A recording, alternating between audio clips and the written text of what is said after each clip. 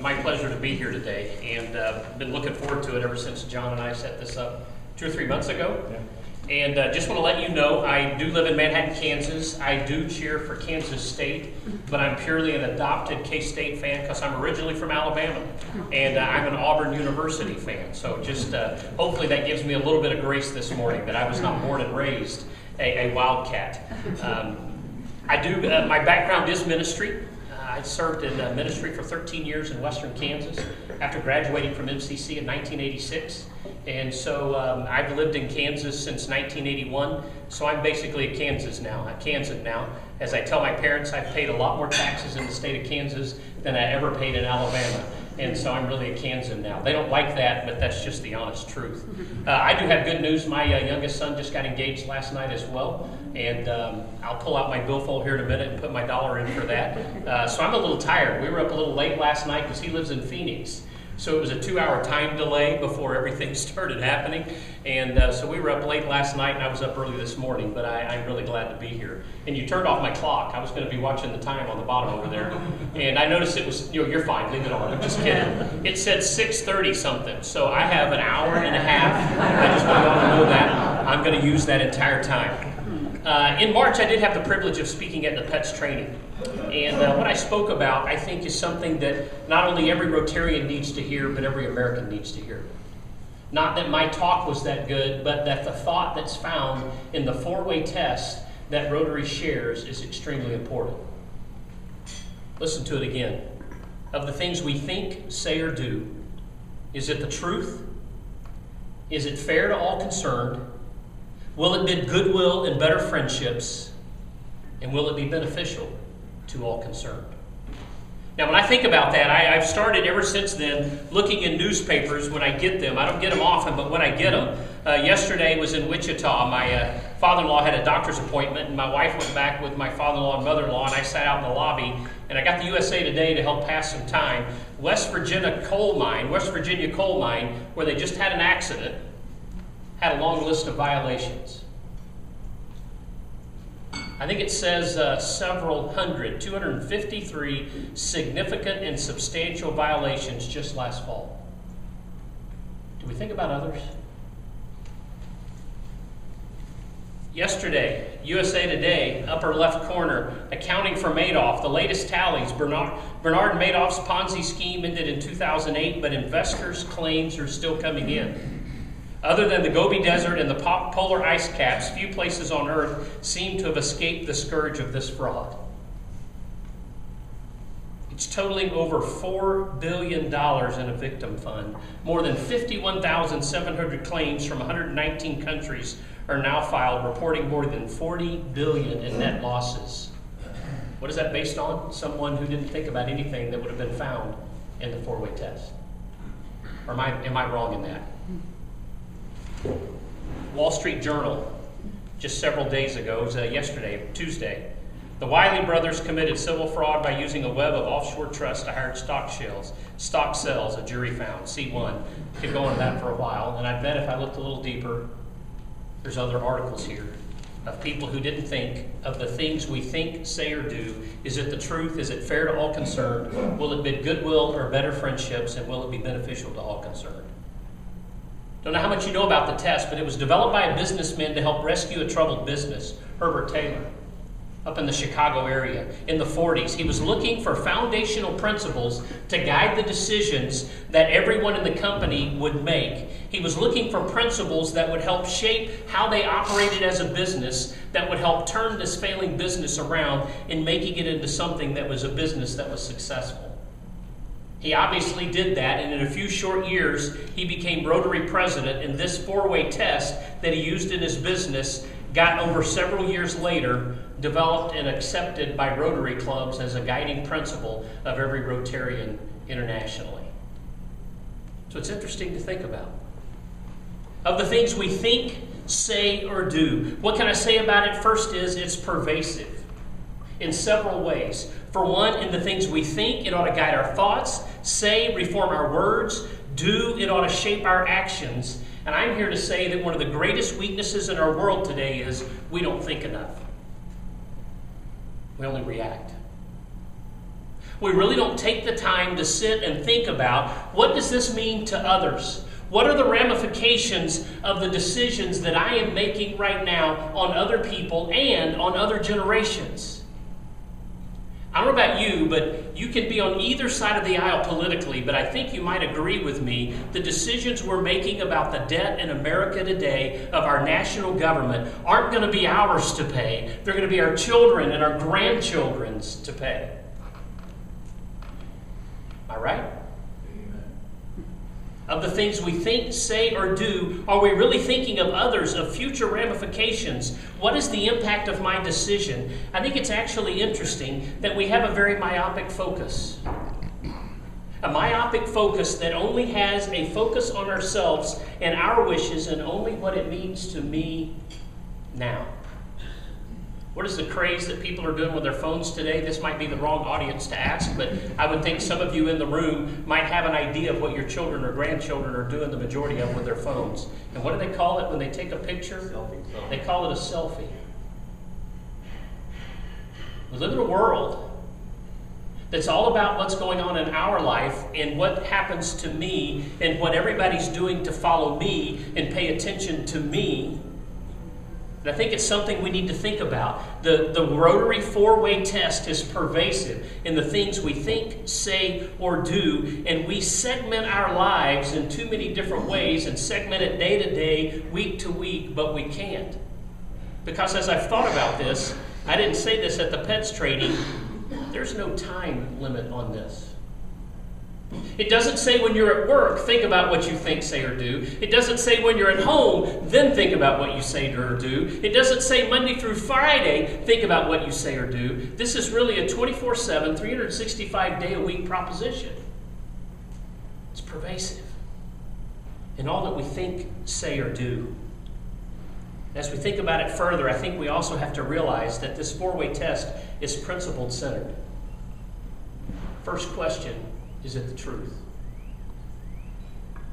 Is it the truth?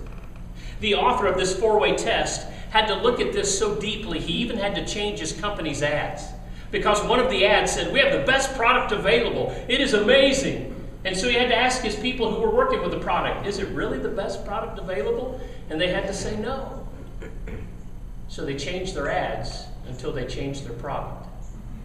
Why? Because it wasn't the truth. He wanted them to speak truth completely. If the product wasn't the best, the ad shouldn't say it was the best. And the heart of the principle that's found here is integrity. It's integrity. Now, obviously, in my discipline and at the school, we use the Bible a lot. And there's a passage out of Job that stands out to me. I over the last a year ago, really spent time looking at the Bible differently. And every day had to think of every chapter and find one verse in that chapter that really spoke to my life and where it was that day. And this verse in Job 27 came out. Listen to it. Far be it from me that I should declare you right. Until I die, I will not put away my integrity from me. I hold fast my righteousness and will not let it go. My heart does not reproach any of my days. I think it's interesting to note that that is not a focus in America today.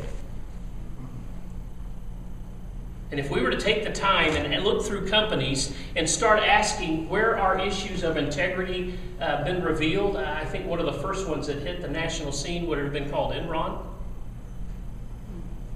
It's fascinating. We had a senior citizen leave us in her will about 700 shares of Enron stock at the school. Now, there would have been a day we would have been very excited about that, because when she left it, that gift would have been worth between $80,000 and $100,000. Now, we have a policy at the school by our board that when we receive stock, we sell it, so the value the donor gives us stays intact. But here's what's interesting. She had left it to us years before, and at her passing, that stock was worth less than $100. Why? Because people didn't practice the truth. Leaders didn't have integrity. It's fascinating to me. Automakers on recalls. I think somebody's being hammered for that right now. Something they should have recalled that they didn't. They thought they'd play along. You can think often and see many illustrations. Will Rogers said this. I love it. If you ever injected truth into politics, you'd have no politics.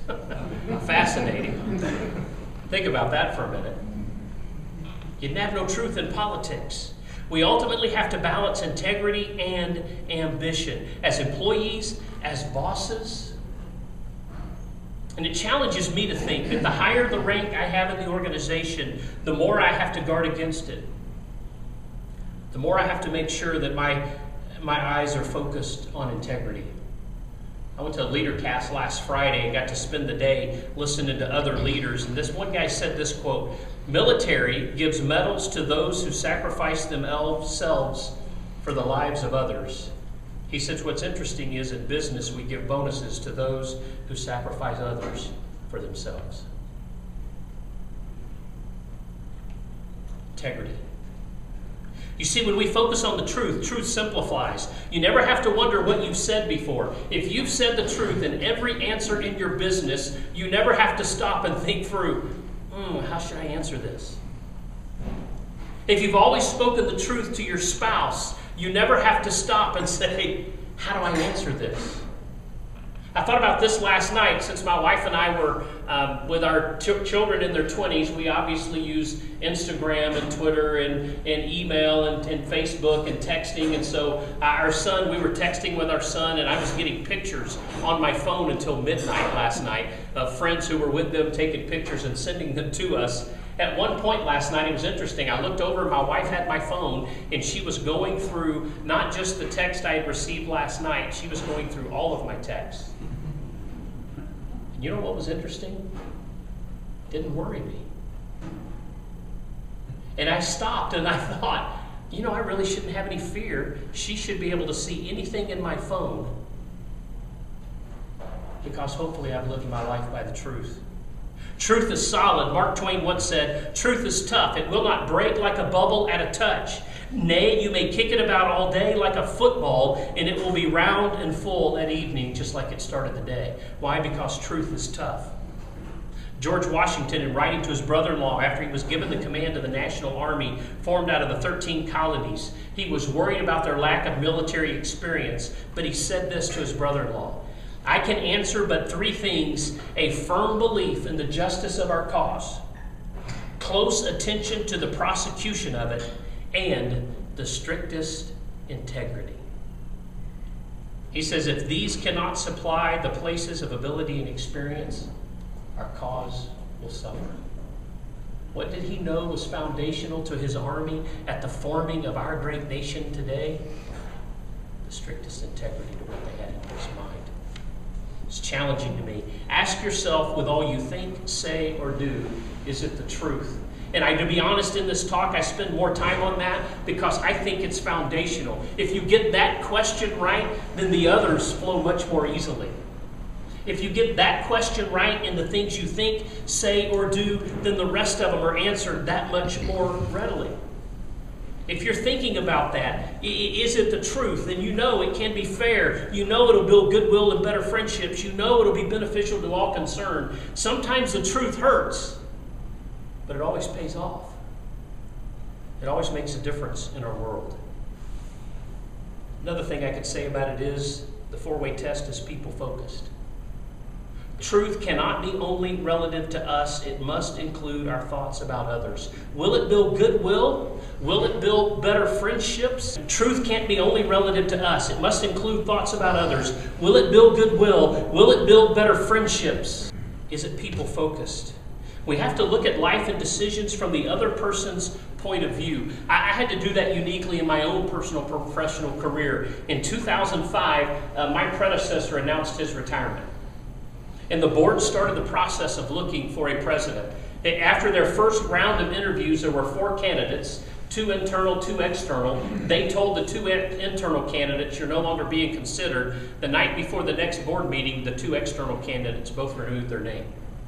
So they were trying to figure out, how are we going to handle this? What's interesting is they then started seeking and went after somebody, and a few months later, the night before the next board meeting, that person they went after removed their name. So they went through a whole another summer, and at the end of that summer, they were still searching. And what's fascinating, while that was going on, one of our alumni at a church that's the 9th largest church in America called and asked me to come on staff at his church. And I'm going to be honest, any of you who've ever been through a rejection moment like that, and this was for the organization I was serving with. By the way, the board only sent me a letter that had 2 sentences in it saying I was no longer being considered for the position. Didn't even get a personal visit, which I told them of very graciously at a later date. My feelings. It would have been very easy to go to that church and walk away. But I had to think of others. And one of them was our son, who was then about a junior in high school. And we had moved him before between his 5th and 6th grade year. And in the time we'd been in Manhattan, he had already told us the hardest year of his life was the year that he moved, because he wanted to finish his career at the elementary school we were at. And he said, I had to change. And it was a tough year for him, 6th grade. Tough enough for most 6th grade boys. And I had to think of somebody else and say, you know what? I can stay here for a little bit longer. I can do my job. I don't serve anybody else but my Lord through working at the college, and so I can do that. And here's what's interesting. 15 months later, they asked me to serve as president of the institution.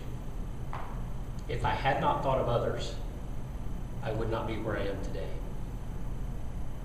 Well, it's also ironic. My son now works on staff of a church, and he's on staff at the church that asked me to come work there. So it's fascinating how that all finishes up. But we have to take the long view and not the short view. Too often, the truth and thinking about other people, we have to think about long-term ramifications. It's like exercise. You can't start exercising today and notice great benefits tomorrow. If you start exercising today, you're going to notice pain tomorrow. But if you do it long enough, it's got long-term benefits. I think this test is the same way. I think our thoughts have to be the same way. We have to think not of the short term, but the long term. What are the ramifications of this decision for my children? What are the ramifications of the decision for my grandchildren? What are the ramifications of the decision for my employees? What are they for my boss? What are they for my company? We need to be thinking about them. What are they for our nation? Mark Twain said this one time, kindness is the language which the deaf can hear and the blind can see. People focused. The things we think, say, or do, is it the truth? Is it fair to all concerned? Will it build goodwill and better friendships? Will it be beneficial to all concerned? I love this 4-way test because if we followed it, it would be people-centered, it would be principle-driven, but it would also build peace. We have so much unrest in our world. I wish we would think a little bit more often about it building goodwill. And how do we work with other people? How do we build right relationships? How do we build strong relationships? We had a student ask in chapel a few weeks ago at MCC.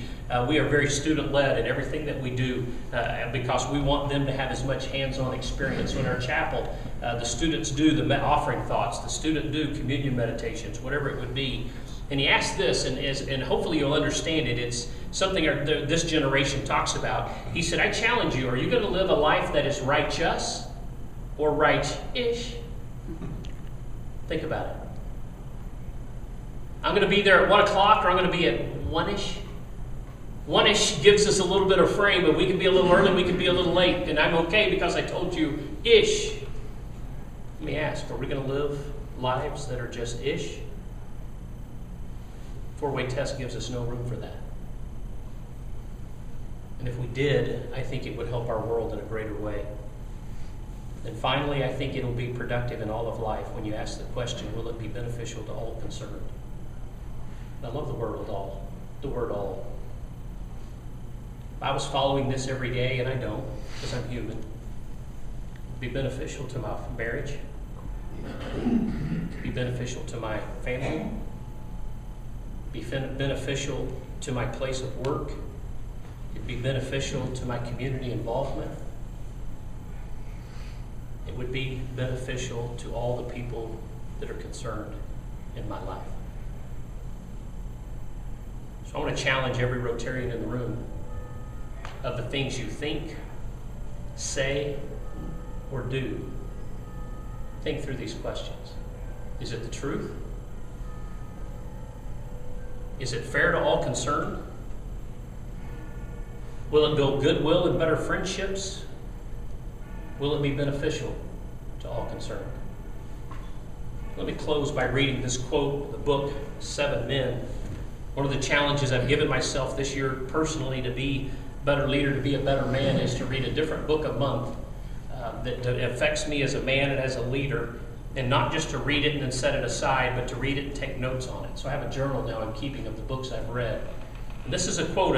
Historian Joseph Elliff describes the decisions that George Washington made that helped him be so great. His trademark decision to surrender power as commander-in-chief and then president was not a sign that he had conquered his ambitions, but rather that he fully realized that all ambitions were inherently insatiable and inconquerable. He knew himself well enough to resist the illusion that he transcended his human nature. Unlike Julius Caesar and Oliver Cromwell before him, and Napoleon, Lenin, and Mao after him, he understood that the greater glory resided in posterity's judgment. If you aspire to live forever in the memory of future generations, you must demonstrate the ultimate self-confidence to leave the final judgment to them. And he did. And that's why George Washington is held in high esteem still in America today. But I love this thought. Let me close with this. It was a sign that he had conquered his ambitions, but rather that he fully realized that all ambitions were inherently insatiable and unconquerable. And I believe that to be true. So if they are, you know, it really ought to guide our actions more than our ambitions and our desires. It ought to be questions like, is it the truth? Is it fair to all concerned? Will it be goodwill and better friendships? Will it be beneficial to all concerned? If every Rotarian would live by that, lead by that, respond by that, I think every Rotarian club in America would be better for it. And not only would our clubs be better, our nation would be better. And I hope you agree with me that we live in the greatest nation on earth, and it needs to be the best it can be. And we need leaders like all of you in the room to follow that test to make a difference. Thank you very much.